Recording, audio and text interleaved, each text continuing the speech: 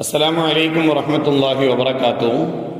5ാം ക്ലാസ്സിലെ ദുറൂസുൽ ഇസ്ലാമിലെ 13ാമത്തെ പാഠം ഹബ്ലുല്ലാഹിൽ മതീൻ. നബി സല്ലല്ലാഹു അലൈഹി വസല്ലമ പറഞ്ഞു, അല്ലാഹു തആലയുടെ കിതാബാണ് ഖുർആൻ. അതിൽ നിങ്ങൾക്ക് മുമ്പുള്ളവരുടെ വൃത്താന്തങ്ങളുണ്ട്, നിങ്ങൾക്ക് ശേഷമുള്ളവരുടെ വാർത്തകളുമുണ്ട്, നിങ്ങൾക്ക് വേണ്ട വിധികളുമുണ്ട്. അത് സത്യവും അസത്യവും വേർതിരിക്കുന്നതാണ്. അതിൽ സത്യമില്ലാത്തതൊന്നുമില്ല. ധിക്കാരം മൂലം ആരെങ്കിലും അതിനെ ഉപേക്ഷിച്ചാൽ അവനെ അല്ലാഹു തആല നശിപ്പിക്കും. അതില്ലാതെ സന്മാർഗം അന്വേഷിക്കുന്നവർ വഴി പിഴക്കും. അല്ലാഹു തആലയുടെ ശക്തമായ പാശമാണ്. തത്വസമ്പൂർണമായ ദിക്റാണ്, നേർമാർഗമാണ്. ഇച്ഛാനുസരണം അതിനെ മാറ്റാൻ കഴിയില്ല. വിശ്വാസികളുടെ നാവുകൾക്ക് അത് പ്രയാസമാവുകയില്ല. പണ്ഡിതന്മാർക്ക് അത് പഠിച്ചു മതി വരില്ല. ആവർത്തനാധിക്യം കൊണ്ട് അതിൻ്റെ പുതുമ നശിക്കുകയില്ല, അതിലെ അത്ഭുതങ്ങൾ അവസാനിക്കുകയില്ല. ഖുർആൻ അനുസരിച്ച് പറയുന്നവൻ സത്യസന്ധനാണ്. അതനുസരിച്ച് പ്രവർത്തിക്കുന്നവന് പ്രതിഫലം ലഭിക്കും. അതനുസരിച്ച് വിധിക്കുന്നവൻ നീതിമാനാണ്. അതിലേക്ക് ക്ഷണിക്കുന്നവൻ നേർമാർഗത്തിലേക്ക് നയിക്കപ്പെടും. ജിബ്രീൽ അലൈഹിസ്സലാം മുഖേന അന്ത്യപ്രവാചകനായ മുഹമ്മദ് നബി സല്ലല്ലാഹു അലൈഹി വസല്ലമക്ക് ഇറക്കപ്പെട്ടതും പാരായണം ചെയ്താൽ പ്രതിഫലം ലഭിക്കുന്നതും പിഴവ് വരാത്ത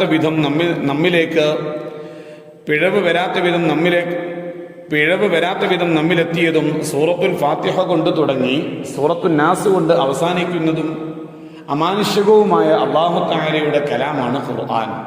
മുഹമ്മദ് നബി സല്ലല്ലാഹു അലൈഹി വസല്ലമയുടെ എന്നെന്നും നിലനിൽക്കുന്ന മുഅ്ജിസത്താണ് ഖുർആൻ. ഈ മുഅ്ജിസത്തിന് പല മുഖങ്ങളുമുണ്ട്. അവയിൽ ചിലത് താഴെ പറയുന്നവയാണ്. സാഹിത്യമേന്മ. ഖുർആൻ ഏറ്റവും വലിയ സാഹിത്യമാണ്. അതുപോലെയുള്ള മറ്റൊന്ന് ഒരു ഭാഷയിലുമില്ല. അതിലെ ഒരു ചെറിയ അധ്യായത്തിന് തുല്യമായതുപോലും നിർമ്മിക്കാൻ ആർക്കും കഴിയില്ല. പ്രവചനങ്ങൾ. ഖുർആനിൽ പല പ്രവചനങ്ങളുമുണ്ട്. പ്രവചനങ്ങൾ എന്ന് പറഞ്ഞാൽ നടക്കാൻ പോകുന്ന കാര്യങ്ങൾ. അവയിൽ പലതും നടന്നു, ബാക്കിയുള്ളവ പുലരാനിരിക്കുന്നു. ബദറിൽ മുസ്ലിങ്ങൾ വിജയിക്കുമെന്നും പിൽക്കാലത്ത് റോമക്കാർ പേർഷ്യക്കാരെ കീഴടക്കുമെന്നും ഖുർആൻ പ്രവചിക്കുകയും അത് പുലരുകയും ചെയ്തു. സമ്പൂർണ്ണ നിയമങ്ങൾ. മനുഷ്യരുടെ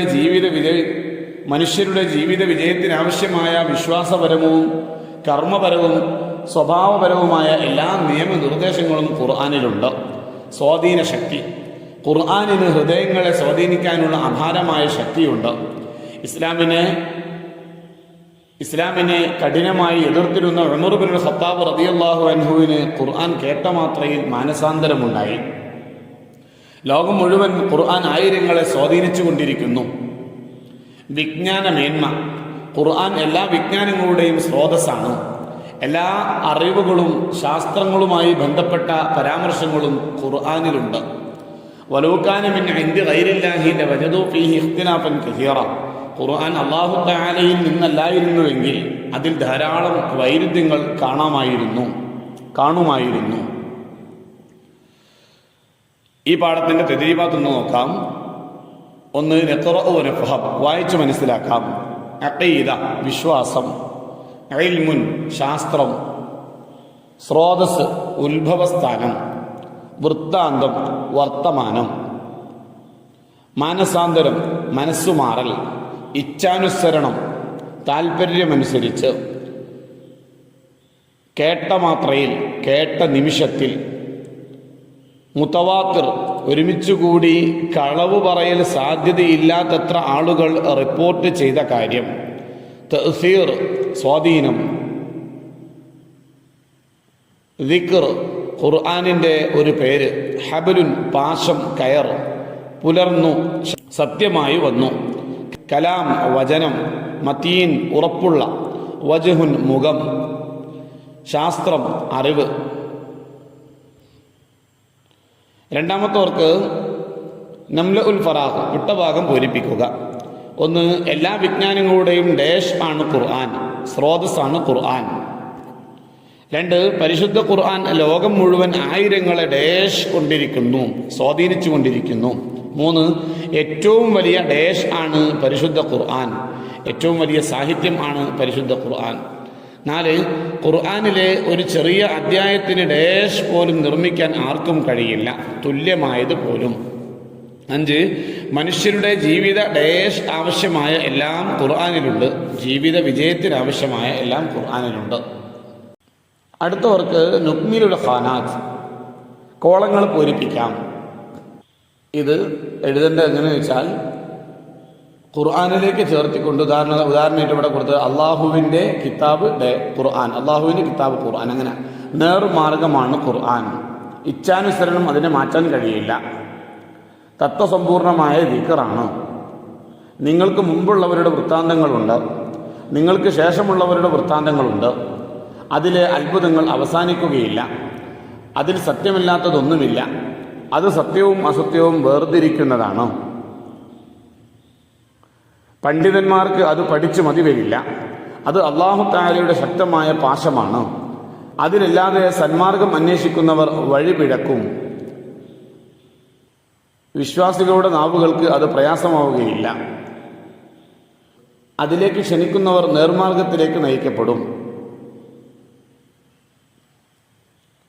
അടുത്തവർക്ക് രുജീബ്, ഉത്തരമെഴുതാം. 1, ഖുർആൻ എന്നാൽ എന്ത്? ജിബ്രീൽ അലൈഹിസ്സലാം മുഖേന അന്ത്യപ്രവാചകനായ മുഹമ്മദ് നബി സല്ലല്ലാഹു അലൈഹി വസല്ലമക്ക് ഇറക്കപ്പെട്ടതും പാരായണം ചെയ്താൽ പ്രതിഫലം ലഭിക്കുന്നതും പിഴവ് വരാത്ത വിധം നമ്മിലെത്തിയതും സൂറത്തുൽ ഫാത്തിഹ കൊണ്ട് തുടങ്ങി സൂറത്തുൽ നാസ് കൊണ്ട് അവസാനിക്കുന്നതും അമാനുഷികവുമായ അല്ലാഹു തആലയുടെ കലാമാണ് ഖുർആൻ. 2, പരിശുദ്ധ ഖുർആനിൻ്റെ മഹത്വത്തെക്കുറിച്ച് 4 വചനങ്ങൾ എഴുതുക.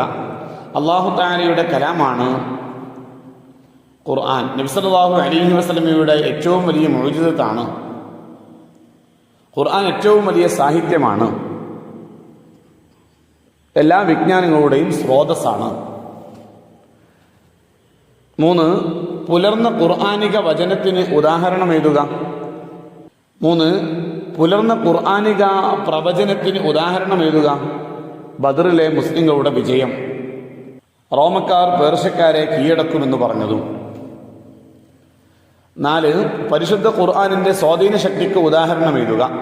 ഇസ്ലാമിനെ കഠിനമായി എതിർത്തിരുന്ന ഉമർ റളിയല്ലാഹു അൻഹു ഖുർആൻ കേട്ട മാത്രയിൽ മാനസാന്തരമുണ്ടായി ഇസ്ലാം സ്വീകരിച്ചു. 5, പരിശുദ്ധ ഖുർആനിൻ്റെ സാഹിത്യ മേന്മക്ക് തെളിവ് എഴുതുക. അതിലെ ഒരു ചെറിയ അധ്യായത്തിന് തുല്യമായത് പോലും നിർമ്മിക്കാൻ ആർക്കും കഴിയില്ല. 5-ാമത്തെ മുൻഷിഖുൽ ജുമൽ, സെന്റൻസ് ഉണ്ടാക്കാം. മാനസാന്തരം, ഉമർ റളിയല്ലാഹു അൻഹുവിന് മാനസാന്തരം ഉണ്ടായി. ഇച്ഛാനുസരണം, ഖുർആൻ ഇച്ഛാനുസരണം മാറ്റാൻ കഴിയില്ല. കേട്ട മാത്രയിൽ, ഖുർആൻ കേട്ട മാത്രയിൽ മാനസാന്തരമുണ്ടായി. പുലർന്നു, ഖുർആൻ പ്രവചിച്ച കാര്യങ്ങൾ പുലർന്നു. അടുത്തവർക്ക് തഖ്സീസ്, ഇഅ്ജാസുൽ ഖുർആൻ എന്ന വിഷയത്തിൽ ഒരു പ്രബന്ധം തയ്യാറാക്കുക. ഖുർആനിൻ്റെ അമാനുഷികത എന്ന വിഷയത്തിൽ ഒരു പ്രബന്ധം തയ്യാറാക്കുക.